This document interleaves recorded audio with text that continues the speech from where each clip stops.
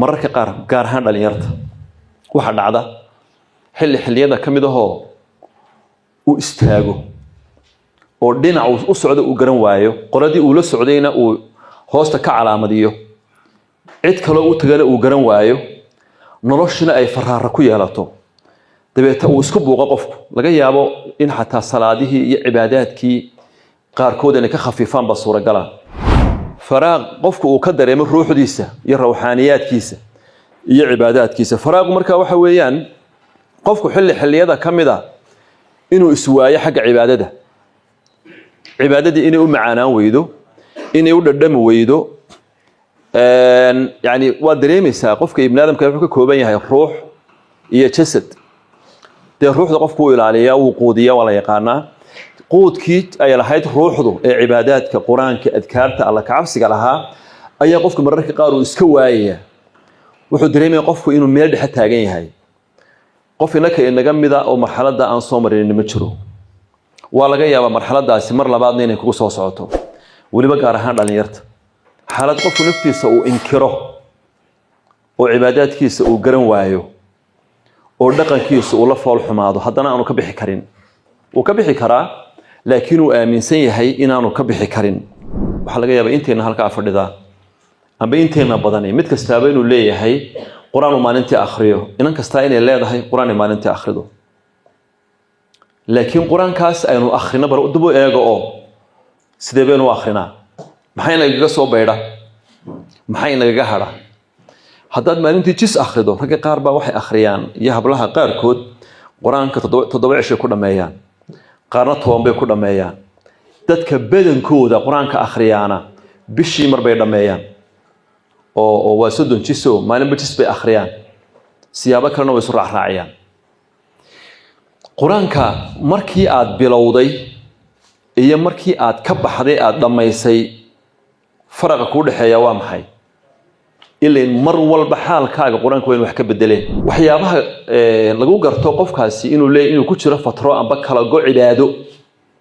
ونفتي سو أي خواء كتشرتو أي سو مرنتهاي أو بهاي قف كاسي إنه استبق بتهيو وحكم ذا وحانو كسام وبين وعدي جيوانا ده وحشاق مذا مركب وحجاج وقت واحد تري وحلا قراه ووح الدريميسو وأم بين هين oo macna sameynaya kiib quraanku buu intaas mar waxa laga yaabaa inuu maaragtay faraxsan yahay maaragtay shay ka badan yahay mar waxa laga yaabaa inuu tabcaan yahay marka isbedelka faraha badan qofka insaanka ah uu sameynayo mararka qaar baa waxay saameynaysaa shakhsiyadda qofka iyo masiirkiisa dambe ee aakhiro iyo masiirkiisa adduunyada ay saameynaysaa waxyaabaha waagi hore aanu la yaabi jiray waxa kamid ah waliba special waan la yaabi jiray marka la yiraahdo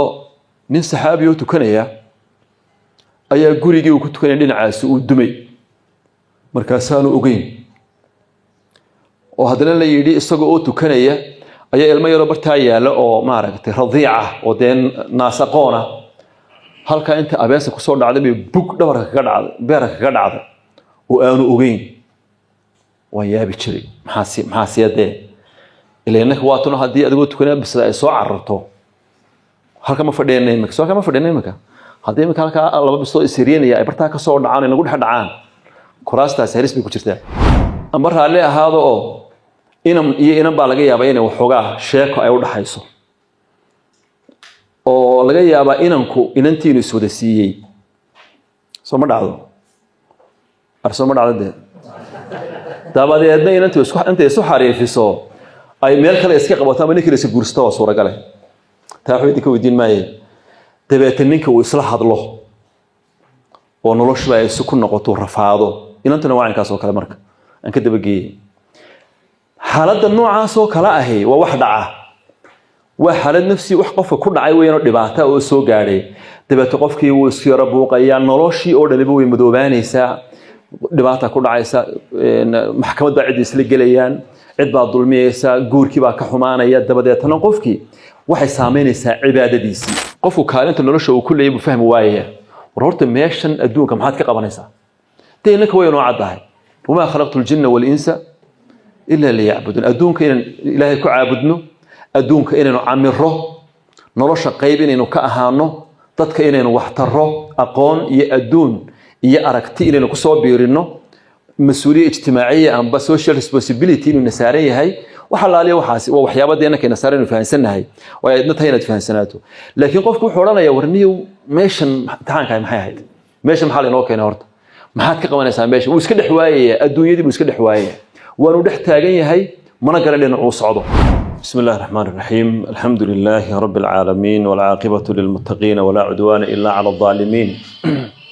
وصلى اللهم وسلم وبارك على سيدنا محمد وآله وصحبه ومن اهتدى بهديه واستنى بسنته إلى يوم الدين السلام عليكم ورحمة الله وبركاته ولا ليال وقهرين إلهي سبحانه وتعالى أيام هذا له الله موقعا يقوبتا نقول كل ميي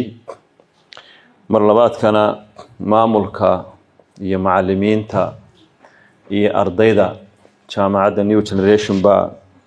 ayaa mahad leh si gaar ah kulliyadda shariicada iyo qaanuunka aad iyo aad baa u mahadsantihiin janiska inay siiseen wax yar ka taaban doona haddii Ilaahay ka dhiga maanta mawduuca la shaaciyay sheekh Xamsana maaragtay uu ka leexleexday wuxuu waan Soomaaliyeynayaayo waxaan u maleynayaa Soomaaliga uu iska daayay marka aniga laftaydu waan yar fikiro Soomaaligu waa sii lumaya moogti marka mawduucaas la yiraahdo الفراغات القاتلة faraaqaadku oo waxyaabaha maran ee qofka ka madha waan sharaxi doonaa ee qofka dila معنويا ودلا موضوع انتانا جرين وحن ربا قصيرو كوبان إنا ندل مقشيو ويحسو سنتان وحال يلي تاريخ دا يوروب بقر كيل لويس الرابع عشر لو نشري لويس كي أفريا طبناد وحن فيليا قرنجي تضبيا طبناد وها أيا إساقو أوير murabbiyadiisii gabadhii gacanta ku haysay ee tarbiyadeynaysay gabadh gaar oo loo qabtay aqoontiisa akhlaaqdiisa hadalkiisa fikirkiisa ka mas'uulka ahayd ayaa waxay aabihii baa maqnaa dibadda waxay ku tiri waxaad samaysaa aabaha waraaq qor ilmo yar oo xilligii wax la qorayay waraaq inuu qoro looga soo jawaabo aan gaadhin wuxuu soo qora ma aqaano markaasay ku tiri okay hadduu ku hortaagay maxaad ka oran lahayd saa wuxuu ku yiri waxaan ka oran lahaa waxashtana washtaqna ilayk waadna cidlaysa aadna waanu kuugu xiisnay okay inta qorbay ku tiri intii buu qoray waxay tiri waxaad u qortaa gurigayagu uu gubanayaa wuxuu yiri taas waa been ستروايها قرني اسكدا واحد قرطها نينكي شقالاها داردو حرحاريا وحول وركاس waa war taafiha oo aad u liita macna badan sameyn maayo maxaan waxa aba uga sheegaa waxay tiri ha qorina iska dhaaf markii wuxuu joogtay waxay tiri waxa la qoraa waa wax aad dareemayso oo aan been ahayn oo macna sameynaya كيف يقرأ لكم بوانتاس قلبك يحسس هذا موضوع الفراغات القاتلة معناه هذا وحويان إنسانك إلهي سبحانه وتعالى أبو ري إنسانك طبيعة دفر بدن بولي طبيعة دفر بدن بولي أو لقوا يقالوا إنسان هان لقوا أبو ري طبيعة وحا كمدا inaan insaanku hal xaalo oo kaliya ku taagnaan inuu isbedelo marba uu si noqdo xaaladaha ku hareeraysan had iyo jeer ay saameeyaan mar waxa laga yaabaa inuu qofku aad u cibaadeysto cibaado fara badan uu sameeyo haddana waxa laga yaabaa inuu cibaadooyinka joojiyo mar waxa laga yaabaa inuu maaragtay faraxsan yahay maaragtay shay ka badan yahay mar waxa laga yaabaa inuu tabcaan yahay marka isbedelka faraha badan qofka insaanka ah uu sameeyo mararka qaar baa waxay saameynaysaa shakhsiyadda qofka iyo masiirkiisa dambe ee aakhiro iyo masiirkiisa adduunyada ay saameynaysaa. nabigu calayhi salaatu wasalaam xadiis siyaabo fara badan loo soo tabiyey wuxuu yidhi waxaa ka mid ahaa ina likulli camalin shira,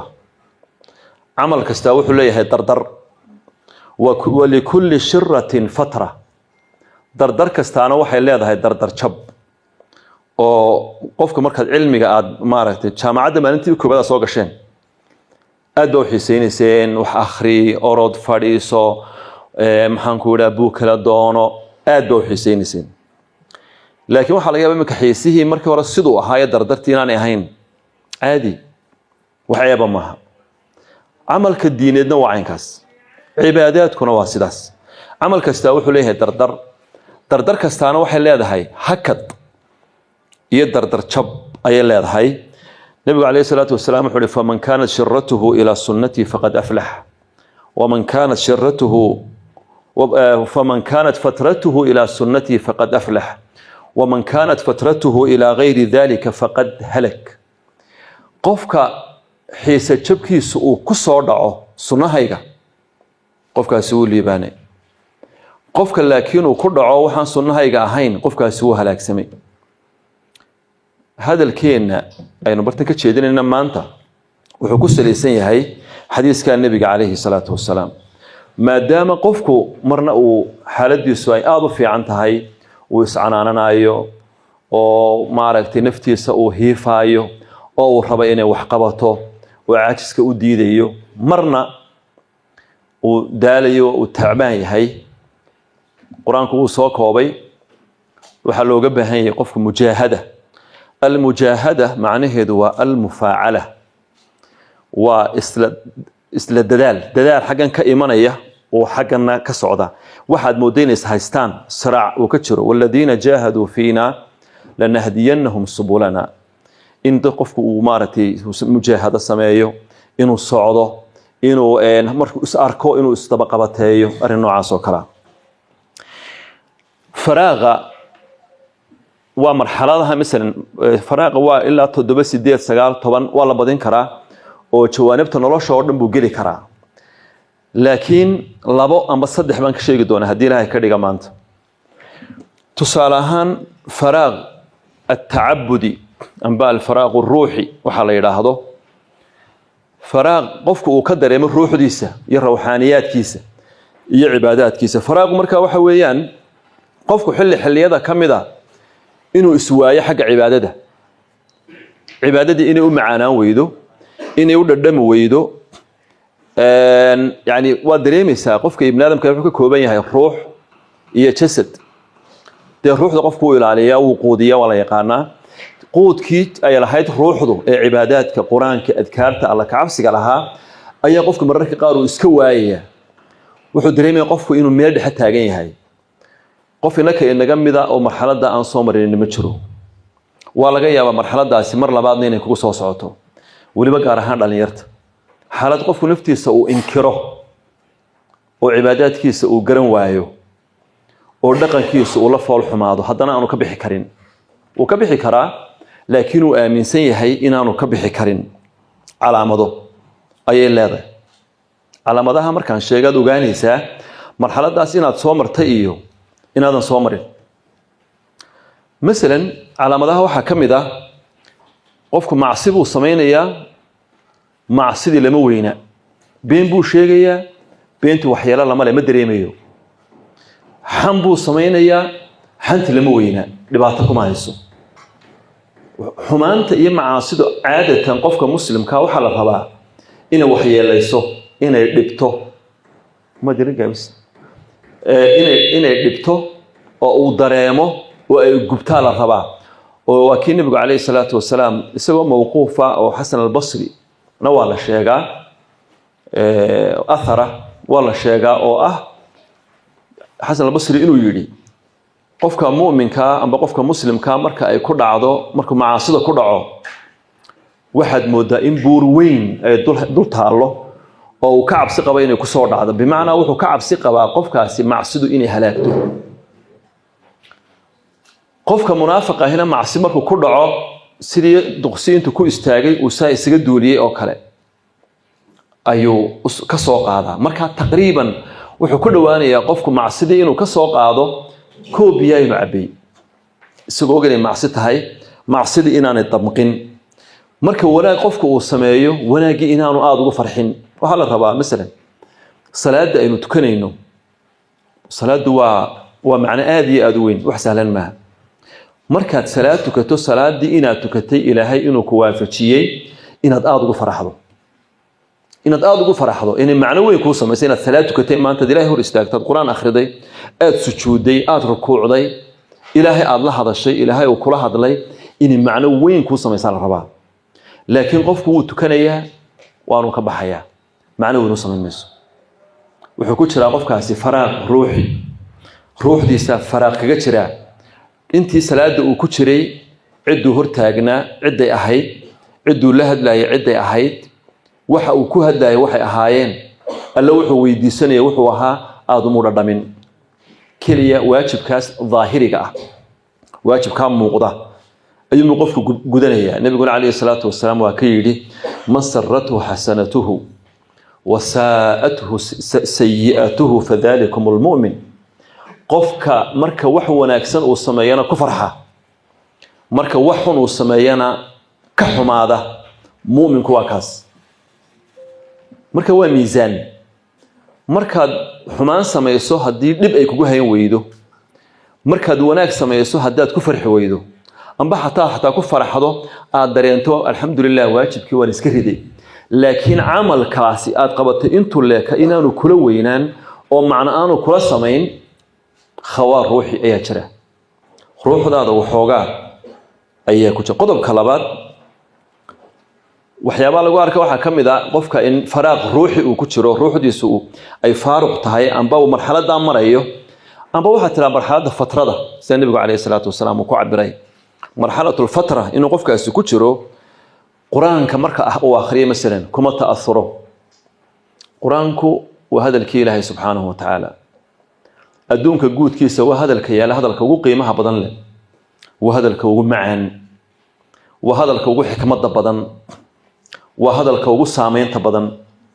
waa hadalka ugu dhismaha badan qofka wax walba oo qofku uu ka doono hadal oo macna u sameeya quraanka laga helaa qofku quraanka wuu akhriyaa waanu dhaafaa waxa laga yaabaa inteena halka fadhida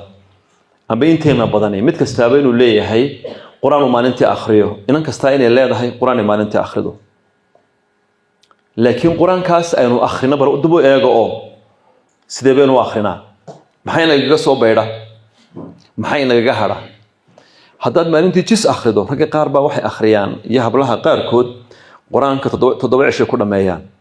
qaarna 10 bay ku dhameeyaan dadka badankooda quraanka akhriyaana bishii mar bay dhameeyaan oo waa 30 jiso maalin bishis bay akhriyaan siyaabo kalena way soo raacayaan quraanka markii aad bilowday iyo markii aad ka baxday aad dhameysay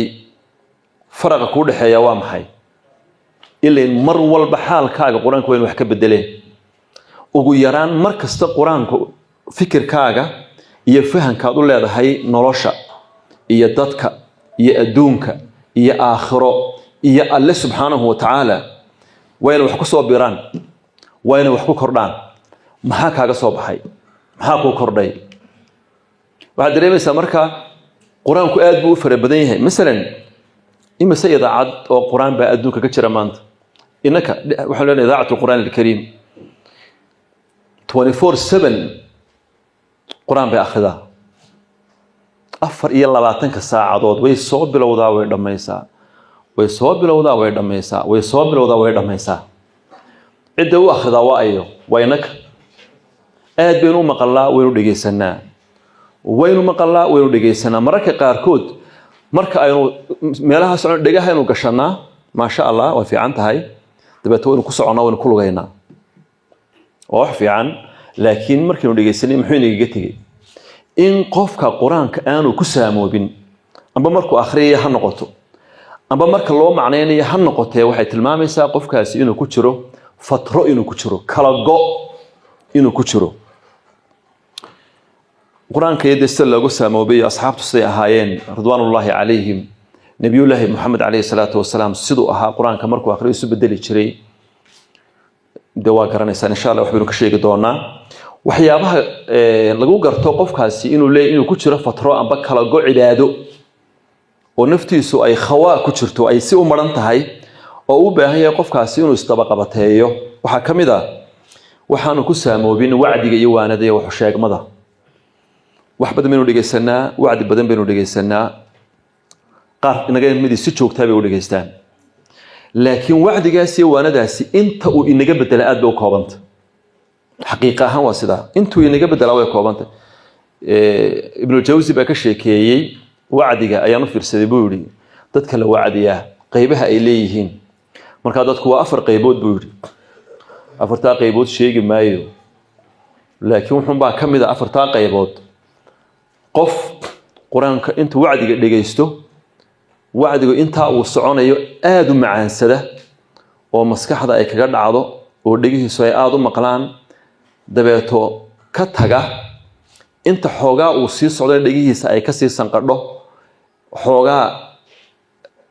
xamaasad yar sii gelisa dabeeto xoogaa markuu joogana halkiisa ku soo laabta wuxuu yiri qofkaasi wacdiga wuxuu haystaa shaabuug oo kale amba ul lala dhacay وش مركان ساق وقول رفته وحنون صوما حنون كاسي لا بريم مكهينيا مكهين معي موقت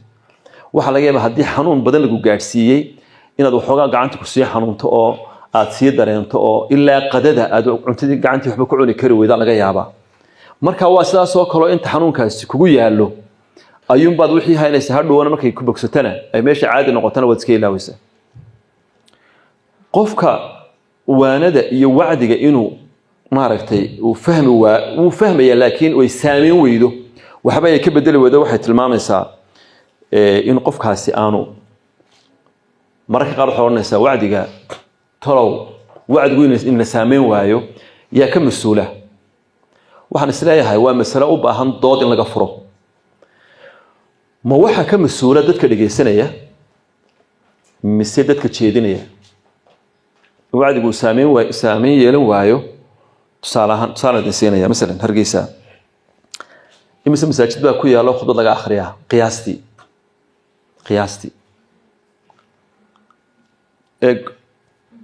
ويكستا خطوط لقى آخريها بشي وأفر خطوط سنة كي وأفرتني سديد أم بأفرتني سقال بلها قاربة أي شني قران مركة قاركود لكن أفرتني سديد وده أوكي أنو يرينو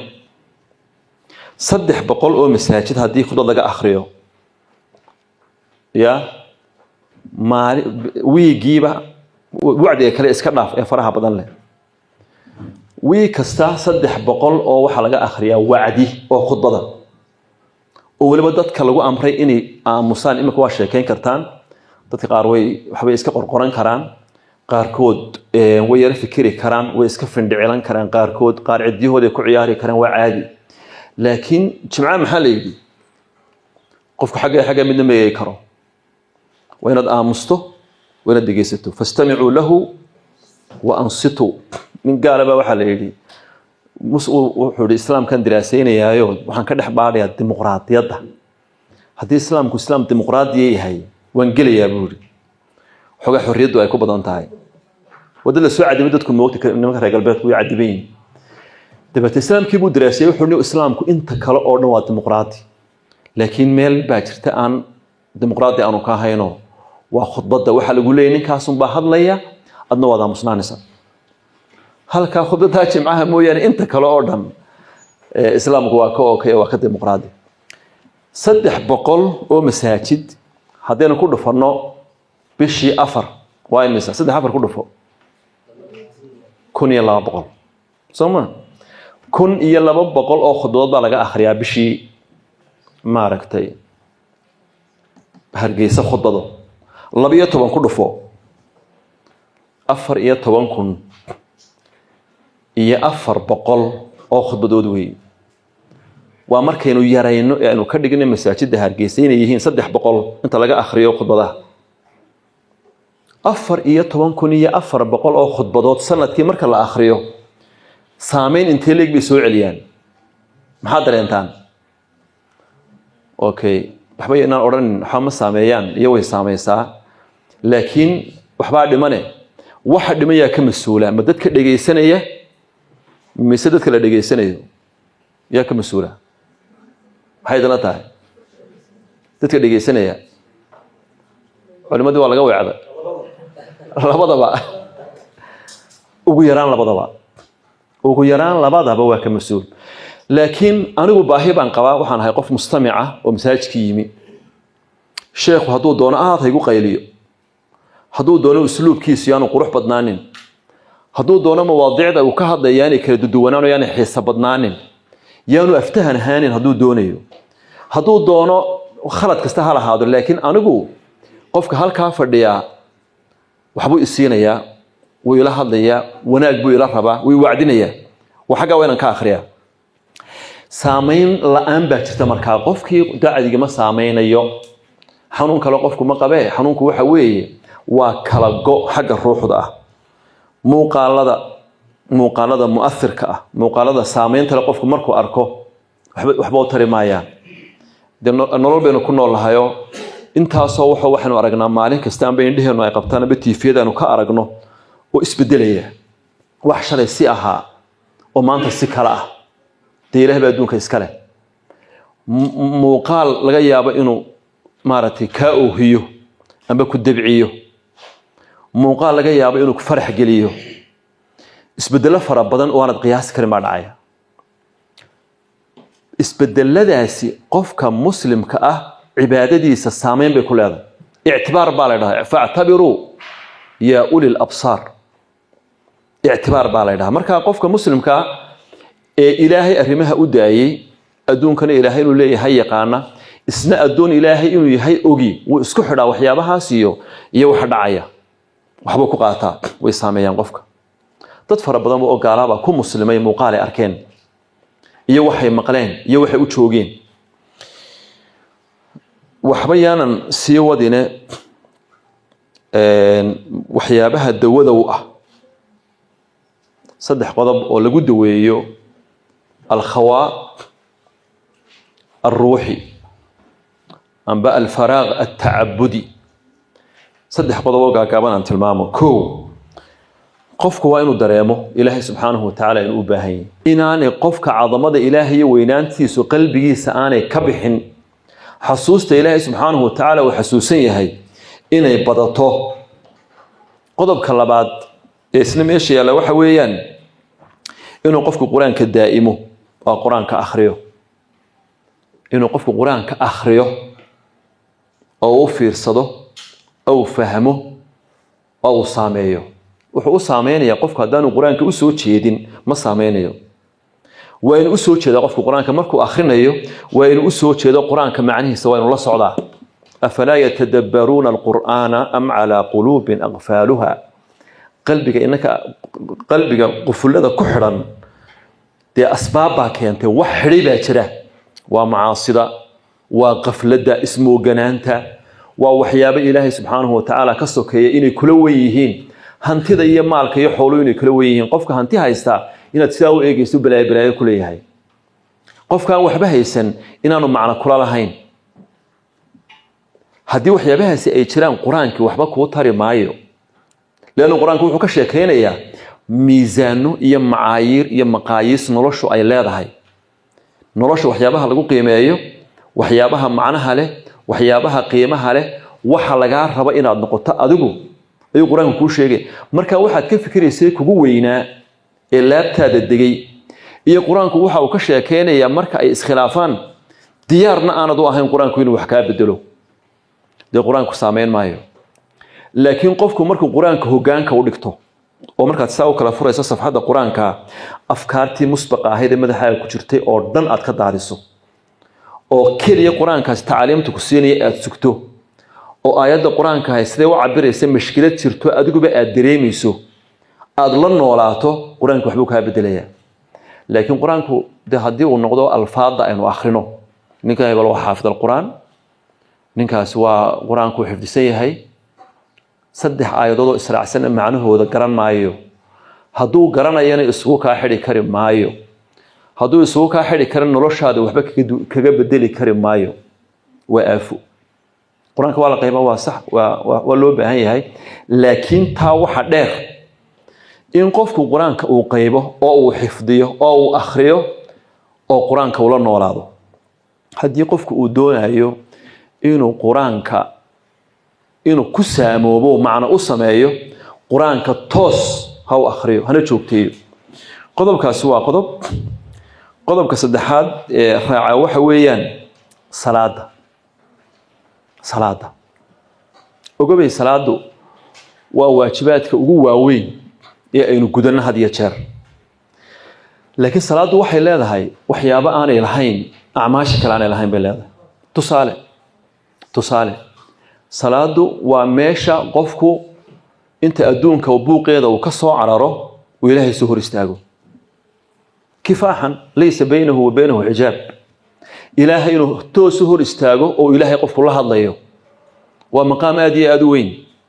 قفكو مقام كوائن الدريمه استشعار مقام وقوف بين يدي الله سبحانه وتعالى في الصلاة قف الصلاة مركو تكني حدي ودريمه إلهي بدور تاجنتها أو كم مقلة أو كلها هذايا أدنى هذايا صلاة معنى كوسا مينسا تصالحان صلاة دي صلاة معنى يلفر بدن بين هذا لكن صلاة وحيابا قرآن كوسا صريحة أشياء عدو حكم ده صلاة نلوشينا قيب وين بيكتهاي habaynta nolosheena inay habayso ay qaab u sameeyso ay macaaneyso oo noloshu ay noo dhadhanto nolol halaaga aanad ku noolaan oo warwariyo walbahaara salaadu warwarka iyo walbahaarka la dagaalantaa bisariix alquraan qof salaada tukada ee sakada bixiya qofkaasi wuxuu dagaal kula jiraa labadaas salaadii sakadu dagaal waxay la galaan sakadu ihsaankay ka socotaa moogti waxa uu dagaal waxay kula jirtaa qofku nolosha inaanu ka baqan inaanu cabsoon inaanu warwarin inaanu murugoon wax way ku dhacayaan laakiin wixii ku dhacay inaanay saameyn oo nolosha sii wato quraanka ku taala yaa xasuusta ilaa salaadii quraanka una yaa xasuusta aayada quraanka maxaa la yiri innal insana khuliqa halu'a إذا مسه الشر وإذا مسه الخير إنسانك جزع بكون لها جزع يهلع بكون لها ورورية والبهار يكون لها شر يا خير منكم وناكسنا والله بدل منكم الرهونة ويسكت بدنيا هدي وبلايا يكون عدنا نو ينادي سياسة كرات كيسة لو تاكل مايو هدي برواقة وكتشرنا سرها ayaa wuxuu dhahayaa cidii miir qabtaba u sheeg ya laba jeeroodna waa haluuc in al-insana khuliqa haluu'an al-hala' wal-qalaq wal-iddirab waxyaabaha noocaasi waa xanuun nafsiya oo qofka nolosha ka dhiba qofka noloshu aanay u macaanaan markasta xaaladiisu ma degana istiqraar nafsiya dareemi maayo ayamooye illa al-musallin كوة كذا موينة كوة كذا هلع كمان نولا ورورية والبهار كمان نولا إن الذين آمنوا وعملوا الصالحات وأقاموا الصلاة وآتوا الزكاة لهم أجرهم عند ربهم ولا خوف عليهم ولا هم يحزنون إيمانك يا صلاة يا زكاة صدح ذا قفك مركو إسراعيه أجر كيسي آخرين ولي يميزان كيدي mana murugonayo mana baqanayo nolosha maxaa cabsi naga haysa dhalinyarada soo baqanaysa maxaad yeeli maxaad cuni halkeebaad geli guristeeya baad yeelan doontaa shaqo sidee baad u heli doontaa tolo waajibaadka adduunka ku soo socda maad ka adkaan kadkad iyo cabsi ayaa lagu jiraa salaadu iska hagaaji waxa saxo ku yeeli maayaan salaada iska hagaaji la khawfun alayhim ولا هم يحزنون من بقنيان dadku waxay ka baqan maayaan ولا هم يحزنون من murugoonayaan oo dadku waxyaabaha ka murugoon maayaan hadaa doonayso cibaadaadku inay wax ku taraan salaada ayaad dhaminaysaa marka saa u soo istaagto daaqadaha dhan iska xidh ilaahow labad raacood ma ahaato ilaahow may ahaata ragcadda witriga ah hal mar waxaad samaysaa inaad wax walboo kale iska xidho salaada mooyaane hor istaaga ilaahay subxaanahu wa tacaala mooyaane inaad dareento mowqifkaa taagantahay mowqifkuu yahay waxyaabaha waagii hore aynu la yaabi jiray waxaa ka mid a weliba specialan waan la yaabi jiray marka la yidhaahdo nin saxaabiyo tukanaya ayaa gurigii uu ku tukanaya dhinacaasi uu dumay markaasaanu ogeyn oo haddana la yidhi isagoo oo tukanaya ayaa ilmo yaroo bartaa yaalla oo maaragtay radiica oo dee naasaqoona halkaa inta abeesa kusoo dhacday bay bug dhabarka kaga dhacday beerka kaga dhacday oo aanu ogeyn waan yaabi jiray maxaa siyadee ilaa innaka waatuna haddii adigoo tukanaya bisada ay soo cararto halka ma fadhiyana imika soo kama fadhiyana imika haddii imika halkaa laba bisood isiriinaya ay bartaa kasoo dhacaan inagu dhex dhacaan kuraastaas halis bay ku jirtaa salaadaha ka warrama haddii salaadahaas idoo saalayahay oo iimaanka wala daalin aynu karaahiyeysanay isagoo yaro dheereeyey oo qof kasta yaro xoqoqanayo haddii halkaa kasoo dhacaan laba bisadood wallaahi daaqadaha burburaya iyo albaabada waana inagu dhacday beri macnaha markaa maxay isweydaarsan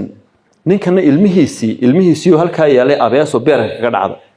suu ku leey maana arkayaba dadka way soo yaaceen way buuqeen bahashii baa laga jiiday meeshii ilmi baa lala cararay dumarkii baa bartan yaacay halka meel ordaya isna wuu tukanayaa markii salaada ka baxay buu arkay xaaladii oo meeshii oo qasan maxaa dhacay buu ku leeyahay maxaa dhacay dibooje maxaa dhacay dee waxaa dhacay meeshii abeesa soo gashay waad isweydiinaysaa markaa innaka markaad salaadeena eegto salaadaasna aad fiiriso waad isweydiinaysaa maxaa qaldan waad isweydiinaysaa marka wax kale maaha qiibigeedu waa hal shay ninkaas tukanayay waa cabdullaahi bnu zubayre ninkaa tukanayay wuxuunbuu qiimeeyey meeshan uu taagan yahay waa halkee waa salaadii cidda hor taagan yahay waa ayo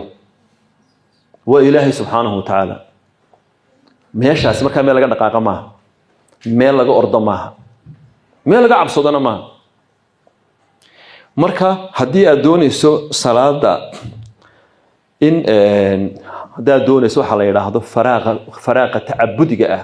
amba alkhawaa ruuxi ruuxdaada waxoogaa inay salaada markaad gasho uun wax kale ha samaynin markaas wuxun baad ogaataa cidaad hortaagantahay waa ilaahay dibadda salaadaada iska hubi inaad dheeraysa shardi maaha salaad dheer inaad tukataa shardi maaha laakiin inaad si khushuuc oo degan aad ku tukato aad ixtiraamto mowqifka taagantay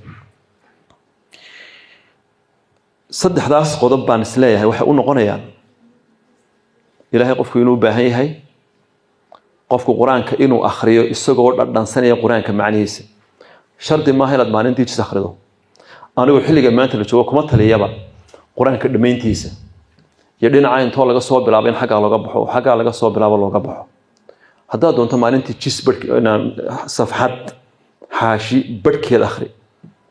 laakiin xaashi badhkeedu macnaheeda aad garanayso akhri bis iska dhaaf haddaad badiso maqre akhri maalintii laakiin maqrahaasi waa inuu macno kuu sameeyo maqrahaas waa inaad soo bilowdo oo ayaddii aad ku celiso oo adoo ayad macnaheedii fahmay markaad maqraha sii dhammaynayso waa inaad tiraa oo ayaddii hore iyo tan cilaaqada ka dhaxaysa waa maxay dabeet aad waxoogaa sugto aad qur-aanka kale la baadho amba tafsiirka aad aaddo amba markaad aayad dhammayso ee aayadda kale ay bilaabaysa aad isweydiisato aayaddan iyo aayaddan cilaaqada ka dhaxaysa waa maxay waxyaabaha ballanqaadyada ah ee ku jira qur-aanka iyo kelimaadka aayaddu ay adeegsanaysay kala duwan maxaa kala bedelay macnahay samaynaysaa waa maxay haddaad maalintii akhrido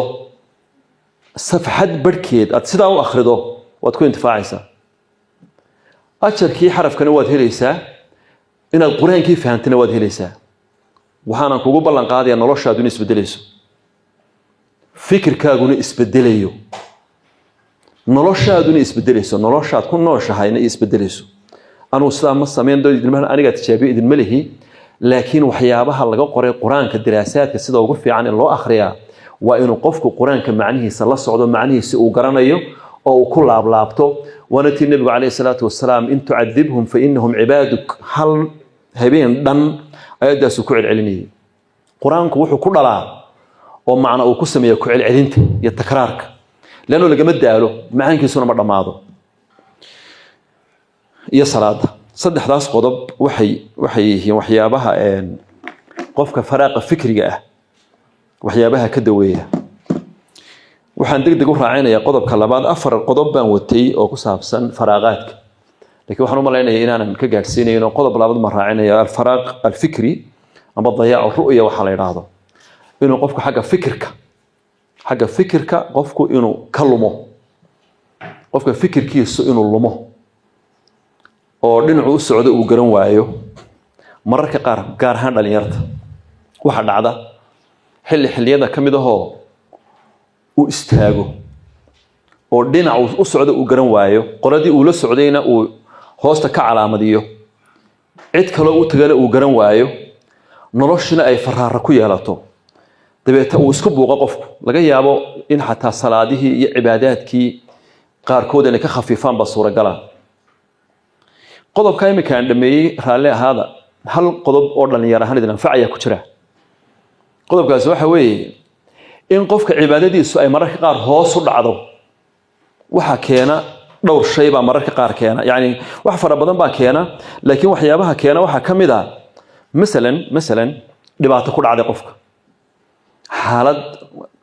soo waajahday oo ku dhacday مثلا shaqadii baa qofkii laga eriyay ama jaamacadii buu dhigay oo jaamacadii baa laga eriyay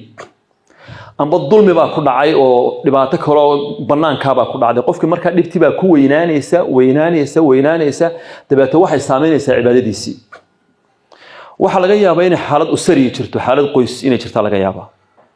oo reerkii iyo maxoogaa ay kala kacsan tahay aabihii hooyada baa isku dhacaya amba raalle ahaado oo inan baa laga yaabaa inay waxoogaa sheeko ay u dhaxayso oo laga yaabaa inantiinu iswada siiyey soo ma dhacdo dabadeedna inantii intay isu xariifiso ay meel kale iska qabato ama ninkii iska guursato waa suuragal taa waxay idinka weydiin maayeen dabeeta ninka uu isla hadlo oo noloshu ay isu ku noqoto rafaado inantuna waa inkaas oo kale marka aan ka dabageeyay xaaladda noocaas oo kala ahi waa wax dhaca waa xaalad nafsi wax qofka ku dhacay weeyno dhibaato oo soo gaaray dabeeta qofkii uu iska yara buuqayaa noloshii oo dhan way madoobaanaysaa dhibaato ku dhacaysa maxkamad baa cid isla gelayaan cid baa dulmiyaysa guurkii baa ka xumaanaya dabadeetana qofkii waxay saameynaysaa cibaadadiisii waana meesha khaladku uu ka jira had iyo jeer adduunyada dhibaatooyinka ka dhacaya iyo dhibaatooyinka ku dhacaya cibaadaadkaagu waa inay kala baxsanaadaan hal meel waa inay isaga yimaadaan hal meel oo qura waa inay isaga yimaadaan halkaasi waxa weeyaan marka dhibaato ay kugu dhacdo waxa lagu cararaa salaada ilaahay baa la weydiistaa wastaciinuu bisabri wassalaa مثلا qofka dhibaato ku dhacday waa inuu ducaystaa qofka dhibaato ku dhacday sadaqa waa inuu bixiyaa halkaas oo qura iska soo gaaraan qofka dhibaato adduunyo ku dhacda iyo cibaadaadkiisu laakiin haddii marka dhibaato ay kugu dhacdaba aad salaadii ka jarto oo haddana aad mashquulsho quraankii joojiso oo haddana aad mashquulsho aad u socoto wad halaagsamaysaa marka dhibaatooyinka adduun baynu joognaa bahashu way garaafo badan tahay oo way turaanturo badan tahay oo way naxdin badan tahay oo way dhib badan tahay oo wax fara badan oo aad jeceshahay oo kuu soo dhow baa kaa durkaya dhibaatooyin fara badan oo aan filayn baa kugu dhacaya adduunyada u joognaa waxa laakiin waxa la leeyahay qadiyadaasi in cibaadada lagu dhiba maahe dhibaatada adduunyo waa in cibaadada lagu daweeyo faraaqaadka tacabudiga meelaha ay ka yimaadaan meelahaas kamid ah haddii ay noloshu ay jagjag iyo kadhkar gasho hanixin ilaahay baa ku jooga subxaanahu wa tacaala qodobkan fikirka ku saabsan waxa jira markaa marxalad qofka dhalinyarta ahi uu garaadsado xilli baa jira qofka dee gacanku haysuu yahay wax loo dhigo wax loo sheego wax uu dhegaysto afkaarta loo sheego oo uu qaato xalqad uu joogo jaamacad uu joogo waalidkii uu gacanta ku hayo marka uu qofku soo gaaro meel uu waxoogaa isagu fikiro waxa laga yaabaa inuu yara waxyaabaha qaar loo sheegay inuu su'aal iska weydiiyo ceeb maaha marxalatu alfaraaq aliijaabiya yaa la yidhahdaa marxalad faraaq oo positive weeye أصحابتي رسولك دينتي إيمانك محاك وين وحكا وين ما جران مركي رسولك عليه الصلاة والسلام للصدري دتك ودينته وشاقي دينتي أي فهمين والتوحيدك وشاقي التوحيدك أي فهمين نلوشو ذا اسكو دبر dhacday ay sal dhigteen aqoon wanaagsan ay yeesheen ayaa qof kasta wuxuu dib u muraajacay wax iska weydiiyay macnayaasha diintu ay xambaarsan tahay dad fara badan oo kamid gaar ahaan dadka garaadkoodu u sareeyay waxay soo gaadhay xataa fi baad al-axyaan wax iska weydiiyaan tawxiidka iyo iimaanka dabadeedna asxaabta qaar baa shakiyo waxay silaahdeen wallahi meelaha la saamareysaan mar haddii aad maraysaan baynaas tawxiidkii wax iska weydiiseen oo kaasi muxuu saa u noqday oo ka maxaa sidaa loo yiri oo kaasi muxuu saa u noqon waayay wallahi halis baa maraysaan dawladda nabiga kaleey salaatu wasalaam u yimaadeeno xulay xadiiska muslim ku jira waxay inna najidu fi anfusina ma yata'azamu ahaduna an yatakallama bihi rasuulka ilaahayow su'aala nagu wareegaya aanan awoodi karin xataa afkeena soo marino شناعديد يفول حمانتيدا لكن والسؤال واردة والسؤال قفك كل أنكره ما هي تلماميسا إني جرتون قف كمرحلة وحسوي ديو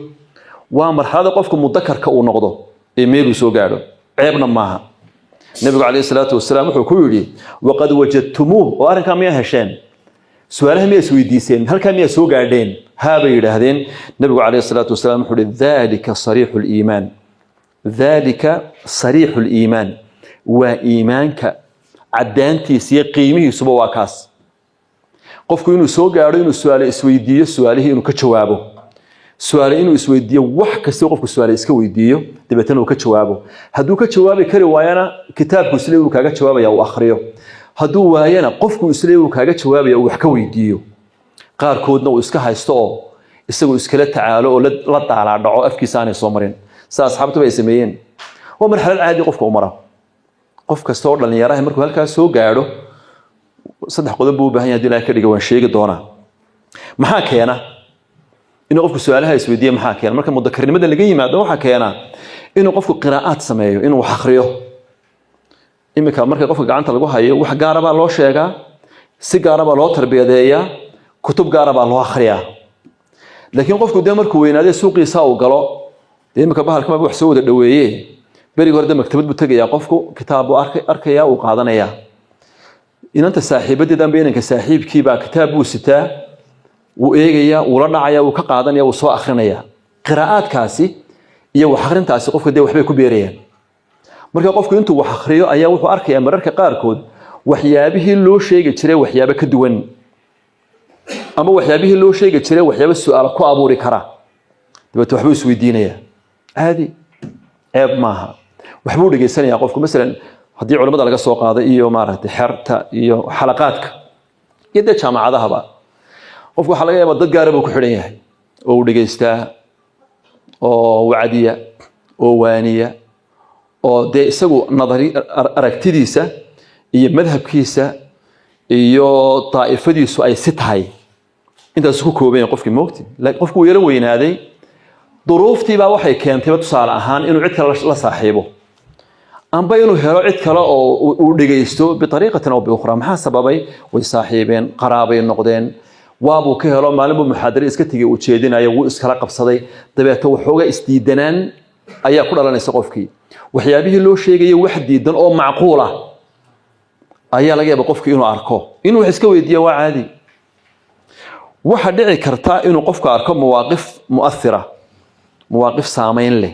إنه أركان لقى يابا أم بسلبية أم بإيجابية يعني بوزيتيف يا نيجاتيف با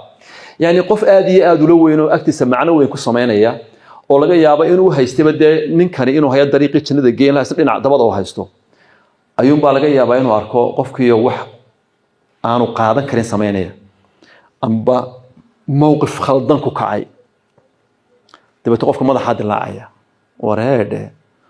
هدوه بالما أنت ساعي علي به بلا ساعي شيء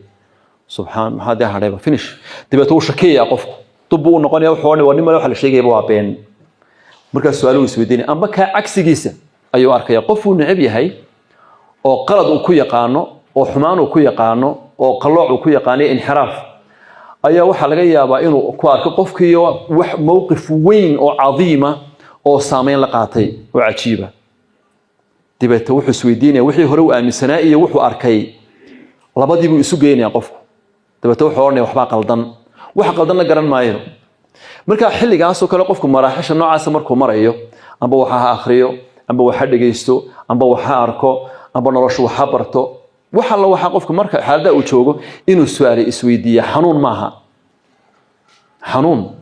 laakiin waa marxalad qofku ku jira ay tahay inuu dhaafo waxyaabay dhalisaa qodobo xoogaa ay dhalisaa laakiin ka ku sii fogaan maayo waxyaabaha lagu garto waxa kamid ah qofku marxaladda markuu ku jiro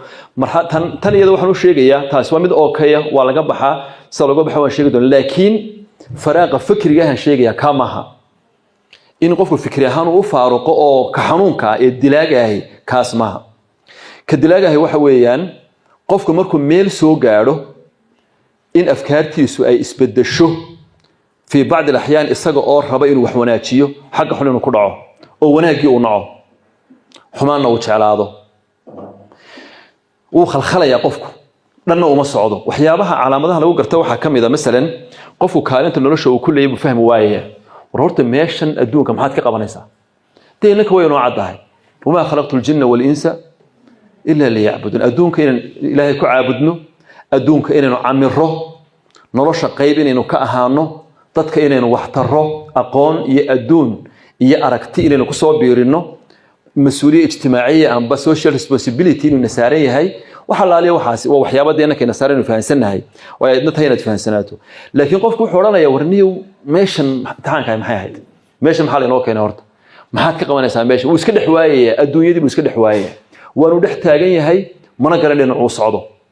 mas'uuliyadiisa buu waayay waxa kamid ah afkaarta madaxiisu waa salad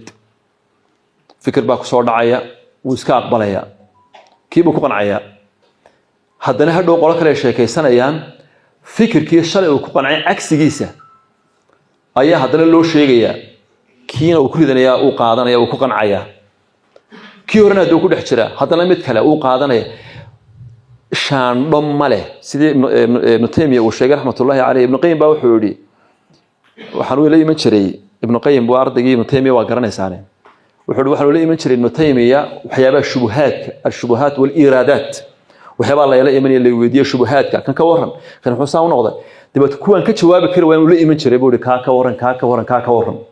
maalinta wuxuu ugu yiri inuu dhageyso qalbigaagu yaanu noqonin buushka oo kale buushka markii biyo loogu shubo uu liqaaso maaha waxa la aliyo wixii lagu shubo yaanu qalbigaagu noqonin buushka biyaha liqo oo kale halkaas oo kale qalbigaagu ha ahaado markay saa ugu dhacdo shubuhaadku dhagaxa amlaska way ka duushaa uun dhageyso maqal arag akhri laakiin hore ku dhaafto yaani ku saameynin thawaabida iyo yaqiiniyaadka diinta shubuhaad loogama tago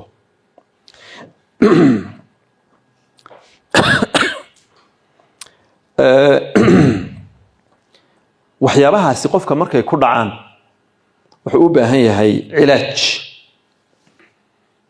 caafimaadkiisa inuu la tacaalo ayuu u baahan yahay waxyaabaha qofka dawada waxa kamid ah saddex qodob oo aad u muhiim ah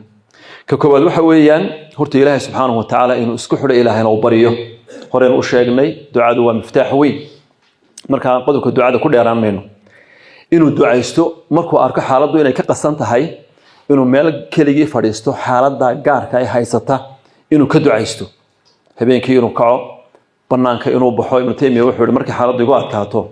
waxaan tagi jiray amba aayaadka qaar macnahoodan hore u waayo masaajida xaafada ku yaala koonayaasha ah dadku aan aqoonin mahjuurka ah laga tagay halkaas aan tagi jiray waan weysaystaa waan ku tukadaa boodkaas cidlada aan ku tukadaa Ilaahay baan bariyaa markaan hore u waayo dhabankan ciida saaraa anigu Ilaahay subhanahu wa ta'ala bariyaa marka qofku inuu muujiyo baahi uu qabo oo Ilaahay subhanahu wa ta'ala uu qabo inuu sameeyo inuu ducaysto waa koow qodobka labaadna waa inuu qofku yeeshaa waa inuu helaa alwasat as-sihhi waxa la yiraahdo bulsho caafimaad qabto inuu raadsado dhibaatooyinkan haysta dad isleeyahay hadaad la saaxiibto dhibaatooyinkaasi waad kaga badbaadaysaa qofku waa inuu sameeyo tusaale ahaan waxay la oran karaa inuu qudwo samaysto qof wanaagsan oo uu yaqaano toosan oo fikirkiisu uu toosan yahay nolosha ay ku fahansan yahay ay toosan tahay macnaha uu kugu biirinaya uu wanaagsan yahay markastaad aragto amba aad maqasho inuu wax wanaagsan oo ka daahna amba daha kaaga qaado amba wax ka qaldanaa ku saxo in qof noocaas qofkaasi uu raadsado oo marna uu la fadhiisto oo uu la sheekaysto marna uu wax weydiiyo waxyaaba macruufka waxa kamida oo nabiga kaleey salaatu wasalaam asxaabtiisa caanka uu ku ahaa rasuulku tarbiyadiisa qayb weyn ka ahayd asxaabtiisa intuu dawada yimaado xadiis wada sheegay kama tagi jirin laakiin waxa laga yaabaa laba qodob oo inaan aad u lahayn ayuu nabiga kaleey salaatu wasalaam lahaa ko mid wuxuu ahaa inuu qofka isaga yimaado oo gaar ah oo keligiya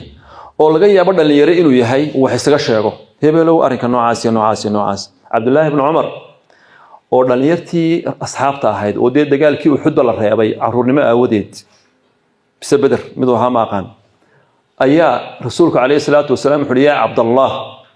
kun fi dunya kaannaka gharib aw aabir sabil adduunkan aad arkayso ha isku sii halaynin waxaad ka soo qaadaa qof aabiru sabiil ah qof socda oo ka talaabaya wadada oo gariib ah cidina aan aqoon qof gariib oo magaalada soo galay haddaad ka fahmi weydo gariibku iska hawla badan yahay qof wada ka talaabay oo kale iska dhig adduunka isku sii halayn ha isku sii dhijinin ha isa siinin macno badan bay leedahay waxay leedahay wax yar ku soo gala sidii aad weligaa noolaanayso ha rasayne cun bixi ilaa wad dhimanaysaa waa meesha ka dhaqaaqaysaa xoolihii wixii adduunkii ونيرو دلنيرا مع رسولك الله محا يلا ما ورن اسغا اوليمي معاذ ابن جبل رضي الله تعالى عنه عبد الله بن عباس markay wada saaraayeen wuxuu ku rasuulku kaleey salaatu wasalaam xadiiska macruufka ee tawxiidku saabsanaa ya xadiiska ma suutaan ku jiray 40 ku jiray basiit احفظ الله يحفظك رسولك الله وتوحيدك ما حد dardaarmaysa Abdullah ibn Abbas ma oran rasuulku isaga toos ugu bilaabay marka qof noocaas u baahan tahay oo maalmaha qaar ku yimaado ku dhaar hebelow heblaayo waxa sameen waxa iska dhaaf ku yiraahda ama adigu marka dareento in wax ka qaldan yihiin adu tagto nabiga kaleey salaatu wasalaam Sa'd ibn Waqas wuxuu nabiga kaleey salaatu wasalaam u yimi wuxuu ku yiri ya rasuulallah awsini xaaladaydu ma wanaagsanay dardaaranaysi وكود عليك بالإياس مما في أيدي الناس وحد كقوصتها دتك جعنته ده وحى كشرة وإياك والطمع طمع أنا إسكيلاني إسكدبرتك هنتذي حوالها إيو وحنا جعنتك وكشرين دون كودة يو ويتان كودة إسكيلاني فإنه الفقر الحاضر وفقير نمتشوكتا طمعه وفقير نمتشوكتا كام حدو هلويدي كاسو كلام حدو لسويدي gurigaas kale maxaad u yeelan weyday maxaad saaw damaca noocaasi waa faqirnimo xaadira wasalli salata muwaddi'in wa anta wasalli salataka wa anta muwaddi' salaadaadana waxa tukataa adigoo aad moodaa adduunka aad sii maca salaameynayso wa iyaaka wama yu'tadaru minhu wadardaaran weyn waxyaabaha dadku ay ka cudur daartaan hadhow tasaamaan moodeen raalle ahaw raalle ka ahaada marka horeba iska way wax ornaysay waxaad yeelayso wadardaaran لكن waa maxay waa dardaran nabiga kaleey salaatu wasalaam uu leeyimi saxaabiga rasuulka waxay sheeg hadaa dareento waxoogaa inay wax ka qaldan yihiin amba aad isku yar buuqsan tahay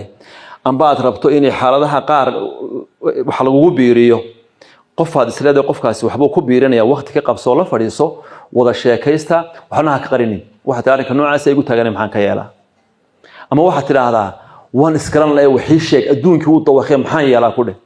wana dhacdo waa caadi ninkii aan ku sheegay dhalinyarta haan ku lahaa maaragtay markuu meel soo gaaro waxbuu akhriyaa waxbuu arkaa waxbuu dhageystaa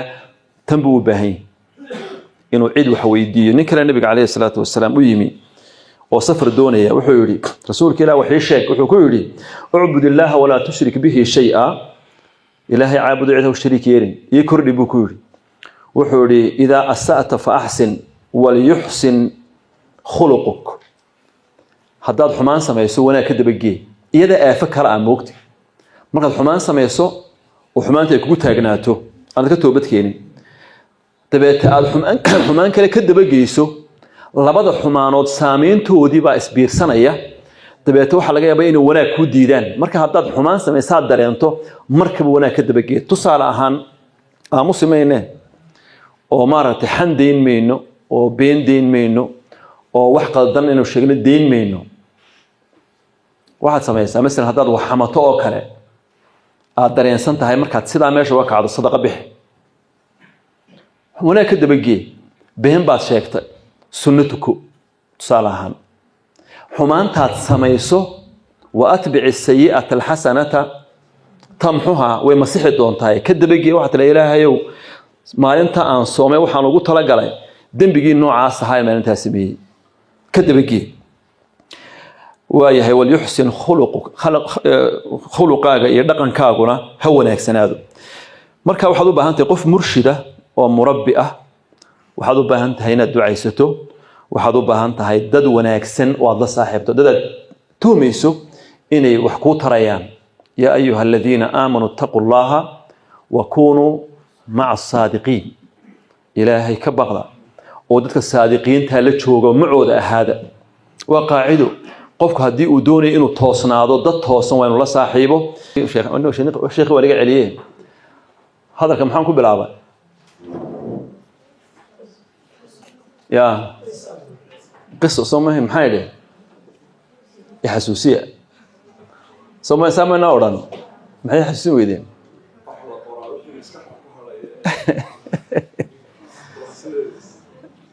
ماشا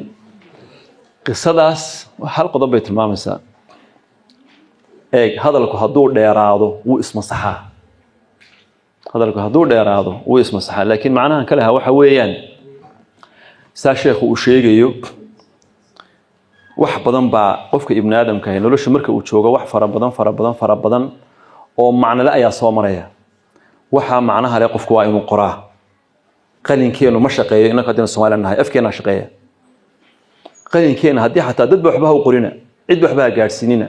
waxyaabaha dhalinyara u badan tihiin waxyaabaha idin soo maraya nolosha iyo waxyaabaha hadda aad joogtaan 20 sano kadib amba 30 sano kadib baa u aay doontaan amba waxay noqon doontaa taariikh aad u wanaagsan amba hadaad qoraan noqoto waxay noqon doontaa wax weyn oo ku caawiya adiga oo yar wax iska qor taariikhda iska raaci diiwaan gali meel iska dhigo malakada qoraalkana aynu yeelano aynu wax qorro qalinkeena aynu qorro inako markii hore waxba aan qorin ayaa baashan la yiraahdo teknoolajiyaduna ay nafta naga sii jirta wax kasta halkan baa lagu qoreeyaa macallimiintii daano markaan macallimiinta ay waxbaan qori jiray adduun waxbay qori jireen laakiin inta qortaan maanta